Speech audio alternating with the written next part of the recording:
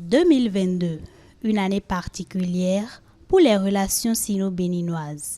Elle marque les 50 ans d'amitié entre les deux pays frères, la Chine et le Bénin.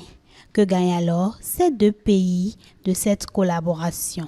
Construire le Bénin, j'en suis fier. C'est la fierté des Béninois qui travaillent dans les sociétés chinoises. Ils gagnent l'argent dans les sociétés chinoises, ils gagnent leur salaire, mais ils travaillent pour le Bénin. C'est aussi la fierté de ces entreprises chinoises.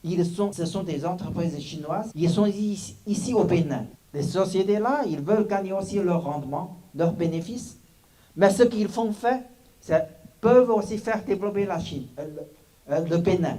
Et dans la construction du Bénin, dans cette coopération, la Chine a gagné de l'amitié.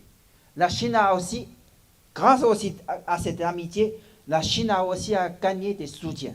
Pendant les derniers 50 ans, l'assistance gouvernementale chinoise au Bénin n'est jamais accompagnée à une condition politique.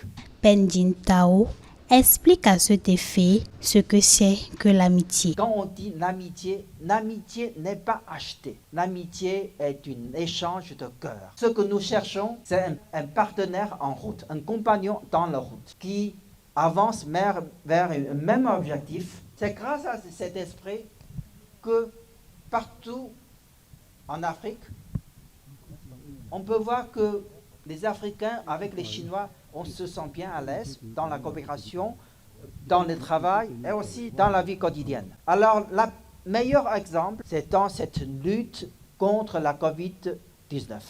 Et pour fêter ces 50 ans, plusieurs activités sont orchestrées à l'endroit de beaucoup de jeunes béninois et chinois depuis le début de cette année. On a organisé un concours de la conception de locaux pour la célébration. Nous avons organisé plusieurs compétitions. La compétition de ping-pong, la compétition de badminton et à Canvier, la compétition de kung-fu, arts martiaux. La coopération sino-béninoise reste excellente. Grâce à ces relations, je pense que pour les prochaines années à venir, les prochaines 50 ans, notre amitié, notre coopération pourra continuer. L'ambassadeur de la République populaire de Chine souhaite de beaux moments à tous en cette fin d'année. C'est la fin de l'année. Je profite aussi de cette occasion pour remercier à nos amis journalistes des médias différents, des catégories différentes, de votre soutien à la Chine, surtout à l'ambassade de Chine, à moi-même. Bonne fête, bonne et meilleure année. Je vous souhaite de bonheur pour la famille, de bonne santé pour tous les amis ici présents, de bon succès dans votre travail. Ces 50 ans de célébration permet de faire le bilan de ce qui est fait afin de préparer l'avenir et porter les relations entre les deux pays à un niveau plus élevé.